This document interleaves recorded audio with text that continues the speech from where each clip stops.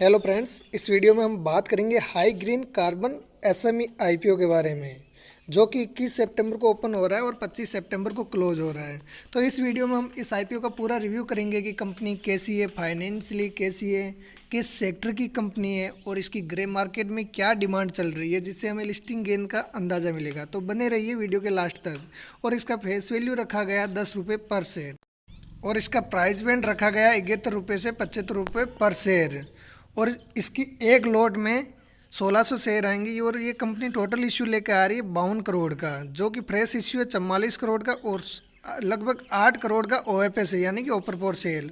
और इस आईपीओ की लिस्टिंग होगी एनएसई एसएमई पे। अब बात करते हैं कि कंपनी करती क्या है, किस सेक्टर की कंपनी है। तो ये कंपनी 2011 में स्थापित हुई थी और इसका हाई ग्रीन लिमिटेड को, जिसे पहले संटोल ग्रीन हाइड्रोकार्बन के नाम से भी जाना जाता था। और ये कंपनी करती क्या है, ये वेस्ट टायर को रिसाइकल यानी कि फिर से यूज करने के लिए उनको तैयार करती है। और हाई ग्रीन कार्बन निर्माण, इसका प्लांट राजस्थान में स्थित है और यहाँ पर प्रतिदिन 100 मिलियन टन के कचरे के टायरों का पुनर्चक्रण की क्षमता है। और कंपनी के उत्पादन के पोर्टफोलियो में बरामद कार्बन ब्लैक और कच्चे माल की श्रेणी में स्टील के तार, ऊर्जा श्रेणी के अंतर्गत ईंधन तेल और सिंथेटिक गैस यानी अर्थात संश्लेषण गैस भी शामिल है। और कंपनी अभी महाराष्ट्र में एक नया निर्माण यूनिट तैयार करने के लिए आईपीओ लेके आई है, तो ये भी एक कंपनी के लिए पॉजिटिव पॉइंट है। तो ओवरऑल देखें तो कंपनी का सेक्टर काफ़ी ज़बरदस्त सेक्टर है, इसकी डिमांड हमेशा रहने वाली है और बहुत अच्छा सेक्टर है। अब बात करते हैं इसकी ग्रे मार्केट में क्या डिमांड चल रही है, जिससे हमें यह अंदाज़ा मिलेगा कि इसमें लिस्टिंग गेन कितना मिलेगा। तो आज की डेट में इसका ग्रे मार्केट में प्रीमियम चल रहा है 50 रुपीज़ पर शेयर और इसमें 1600 शेयर की लोट है। तो एक लोट पे फ़ायदा बता रहा है 80,000 रुपये का। और परसेंटेज वाइज देखें तो लगभग 67% रिटर्न मिलने की उम्मीद है, जो कि एक बम्पर लिस्टिंग है और बम्पर जीएमबी चल रहा है इसका। अब बात करते हैं कंपनी फाइनेंशियली कैसी है, प्रॉफिट मेकिंग है या लॉस मेकिंग है। तो सबसे पहले बात करते हैं एसेट की। तो 2022 में एसेट था 3424 लाख, जो बढ़कर हुआ 4387 लाख 2023 में। अब बात करें इसकी रेवेन्यू की, तो रेवेन्यू था 5113 लाख, जो बढ़कर हुआ 7903 लाख 2023 में। और प्रॉफिट आफ्टर टैक्स की बात करें तो 2021 में सिर्फ 9 करोड़ का था, वो कोविड की वजह से हुआ था।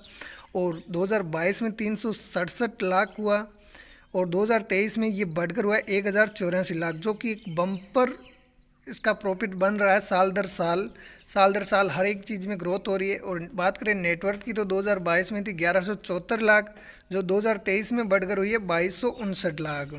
और रिजर्व इनके पास 2021-22 में नेगेटिव में था, जो इस साल पॉजिटिव में आया 359 लाख।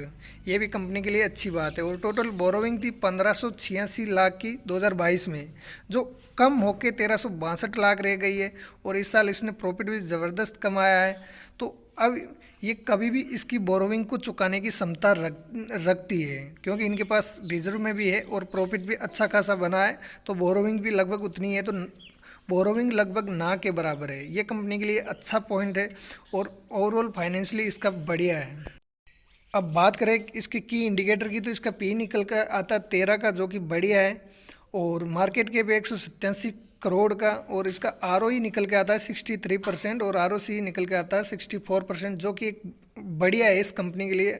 जिसका 15% से ऊपर होता है उसको अच्छा माना जाता है। तो इनका 63-4% के करीब है, तो ये उस कंपनी के लिए बढ़िया है। और इसके डेप्ट पर इक्विटी पहले ही बात कर लिया कि नाक के बराबर है, 0.6 का आ रहा है।